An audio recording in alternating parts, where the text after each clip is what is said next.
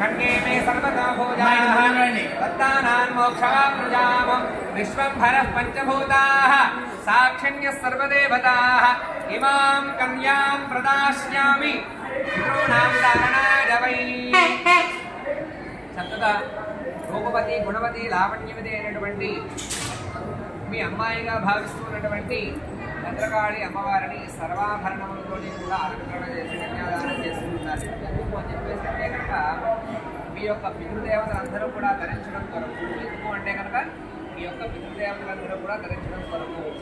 అయితే ఇన్ని దానాలుగా కన్యాదానం ఎందుకు చేస్తున్నాం అంటే కనుక ఒక కన్య వల్ల మాత్రమే పుట్టినిల్లు అటు ఇంటిది రెండు కూడా కనిపిస్తుంది. అంటే కనుక ఏ ఇంటి నుంచి పెళ్లి చేసుకున్న ఇంటికి వెళ్ళి అక్కడ సంతానం ఆవిడ ద్వారా వృద్ధి చెందుతుంది కాబట్టి ఆ పుణ్యం ఎవరికి వస్తుంది? ఆ ఇంటికి కన్యాదానం చేసినటువంటి ఆ దాత. అదేవిధంగా ఆ వంశంలో పుట్టి పెరిగిన పిల్లలందరూ కూడా ఆ వంశంలో క్షరాభివృద్ధి చెందుతూ వాళ్ళ చేసిన గర్భలంతా కూడా కన్యాదానం అవుతుంది. ఎవరైతే కన్యాదానం చేశారో వాళ్ళకి ఆ పిల్లల్ని పెంచుకున్న వాళ్ళకి కూడా అంటే ముందర వీళ్ళకి మాత్రమే వస్తుంది, తర్వాత అటు ఇటు కూడా వస్తుంది. ఆ ఇంటి వాళ్ళకి వస్తుంది, ఇంటి వాళ్ళకి వస్తుంది. అట్లాంటి పుణ్యాన్ని ఇచ్చేటటువంటి అవకాశం ప్రతి కన్యాదానానికి మాత్రమే. ఈరోజు ఏదో పొరుగుదల చూడటం చేత సాధారణంగా ఒక కుమార్తెని కని పెంచి ఎటువంటి లాభాపేక్ష లేకుండా అవతల వాళ్ళకి మీ వంశాన్ని అభివృద్ధి చేసుకోండి అని చెప్పేసి చేస్తాడు. కన్యాదానం అనేది చాలా విశేషమైనది. ఒక మాటగా అనుకోండి, ఒక విత్తనం భూమిలో నాటి అది చక్కగా పెరిగి మానయ్యి దానికి చక్కగా మంచి మామిడి పండు కాసిందనుకోండి, దేవుడు నైవేద్యం పెడతాం కానీ మళ్ళీ మనం తిందాం అనుకుంటాం, స్నానం చేసేస్తామని. ఏదో కొంతమంది ఉంటారు సత్పురుషులు మహానుభావులు చేద్దాం అనుకుంటారు.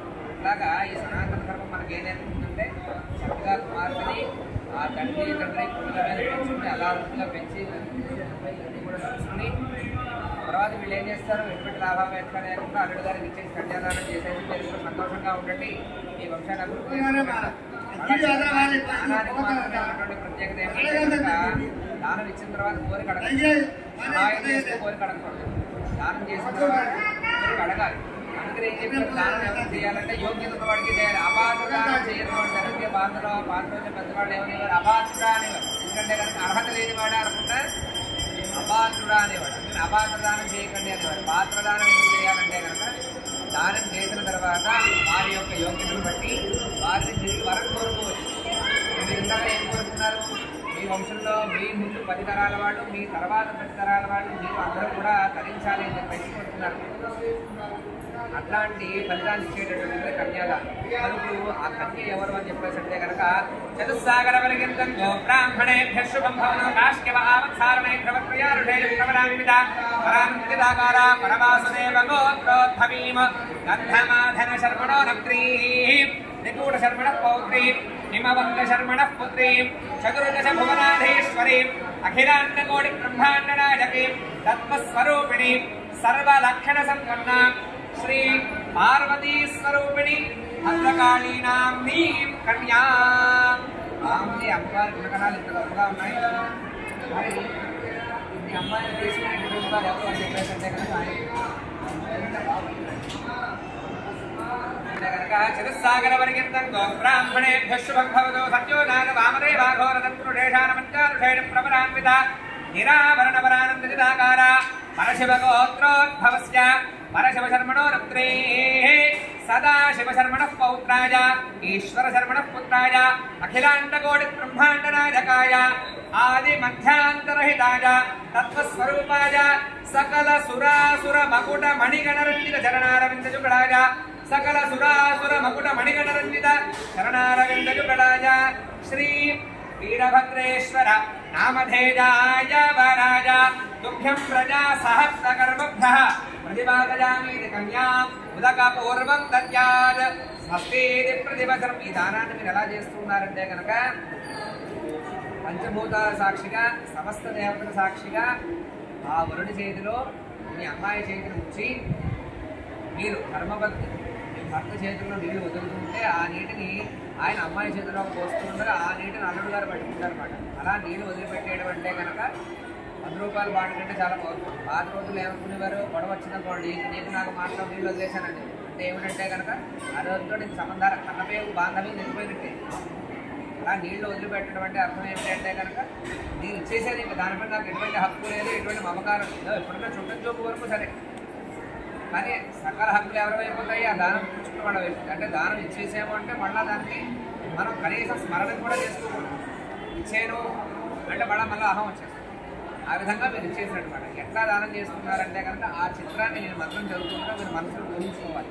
ఆ వీరభద్ర స్వామి వారి చేతిలో అమ్మాయి చేసిన అలా భద్రకాళి అమ్మవారి చేతికి వచ్చి మీ చేతుల మీదుగా ఆవిడ నీళ్లు పోస్తుంటే ఆ నీటిని స్వామివారు గ్రహిస్తున్నట్టుగా ఆ గుహా చిత్రాన్ని మీరు మనసులో నమస్కారం చేసుకోండి. ఆ కన్యా దాన మంత్రాన్ని ఓం దేవస్య ప్రసమే అశ్వినోర్బాహ్యాం ఓష్ణోహస్తాభ్యాం ప్రతిగృహామి రాజాత్మావృణోదైవ దేవీ దక్షిణే ప్రజాపతయే కన్యాం తేనామృతత్వమస్య వజోదాత్రే వజోమహ్యవస్తు ప్రతిగ్రహీత్రే కైదత్తస్మాదాత్ కామః కామాయ కామోదాత కామః ప్రతిగ్రహీత కామకో సముద్రమావిశ కామేన త్వాం ప్రతిగృహామి కామైతత్తే విషాదే కామదక్షిణం రస ప్రతిగృహాదు ప్రజాపతనే కన్యా. ఇక్కడ వచ్చిన గమ్మత్తు ఏమిటంటే కనుక ఈ కన్యాదానం చేసే వాళ్ళకి అభిప్రాయం ఎట్లా ఉంటుందంటే ఈ రోజుల్లో అభిప్రాయం కాదు, పాత రోజుల్లో ఎట్లా ఉంటుందంటే నేను నా అమ్మాయిని ఇస్తున్నానంటే ఆ అమ్మాయిని ఆయన పోషించే క్రమంలో ఆయన ఎటువంటి కష్టం పడకూడదు. నా ఇంటి నుంచి అమ్మాయి వెళ్తుందంటే ఆ అమ్మాయి వల్ల వాళ్ళకి ఇంకా మంచి జరగాలి తప్ప వాడు ఇబ్బంది పడకూడదు అని ఆ రోజున పాత రోజుల్లో ఇప్పుడు ఏంటంటే కనుక మా అమ్మాయి వాళ్ళకి ఏ ఇబ్బంది రాకూడదు, వచ్చిందంటే వెంటనే పుట్టిన బ్యాక్పడుతుంది. పాత రోజుల్లో అమ్మాయికి చెప్పి పంపేవారు, అమ్మ ఆ ఇంటికి వెళ్ళిన తర్వాత అక్కడ అలవాట్లు ఆచారాలు వ్యవహారాలు అన్నీ కొత్తగా ఉంటాయి, నీకు ఇక్కడలా ఉండవు, అన్నిటినీ నువ్వు నేర్చుకోవాలి, నీ భర్త నీ అత్తమామని చెప్పినట్టుగా నువ్వు నేర్చుకోవాలి అని చెప్పి ఏం చేసేవారు. వాళ్ళ అమ్మాయికి అక్కడ ఎటువంటి కష్టం రాకుండా, అల్లుడు గారికి కూడా కష్టం రాకుండా. కష్టం అంటే ఏంటి కష్టం అంటే కనుక పెళ్ళైన తర్వాత వాళ్ళు సంస్కృతి పెట్టాలి. అంటే వాళ్ళు వైష్ణదేవం అనే ఒక కార్యక్రమం చెప్పాలి. అంటే భార్య చేసినటువంటి భోజనమే భర్త భోజనం చేయాలి తప్ప బయట ఎక్కడ చేసుకుని తినడానికి అర్హత లేదు. వాళ్ళు చక్కగా వాళ్ళు వైష్ణదేవం అని చెప్పేసి వాళ్ళు విద్యాభోజనం చేసుకోవాలి. దానికి కొన్ని ఖర్చులు సామాన్లు ఇతర కొన్ని అవసరాలు ఉంటాయి. దానికి ఏం చేసేవారంటే పాత రోజుల్లో అమ్మాయిని పంపిస్తూ పంపించకుండా ఏషాతే కామ దక్షిణ అని చెప్పేసి అల్లుడు గారు కోరుకున్న దక్షిణ అది పోయి ఏమైందంటే కనుక అల్లుడు గారి సామర్థ్యం మామగారి సామర్థ్యం బట్టి ఇవ్వడం అంతే. కోరుకోవడం ఎంతనా కోరుకుంటా ఆ సముద్రం అనేది కూడా కోరుకుంటాం కానీ ఇవ్వగలిగిన వాడు ఉంటారు కదా. అందుకని ఏం చేశారు, మామగారు శక్తి సామర్థ్యాలు దృష్టిలో పెట్టుకుని అయితే ఏమిటి ఇక్కడ ముఖ్యంగా ఏం చేస్తే బాగుంటుంది అని చెప్పేసి చూస్తే కనుక మనం వాడి అవసరాలు ఏంటి అని చెప్పేసి గమనించాం. ఇక్కడ మనం దేవతా కళ్యాణం చేశాం. ఈ కళ్యాణంలో ఉండేటటువంటి విశేషం ఏంటి, ఈ కన్యాదాన ఫలితం వల్ల ఏమిటి వస్తుంది, ఏం చేయాలనే విషయాన్ని వారు రెండు విషయాలు చెప్తారు.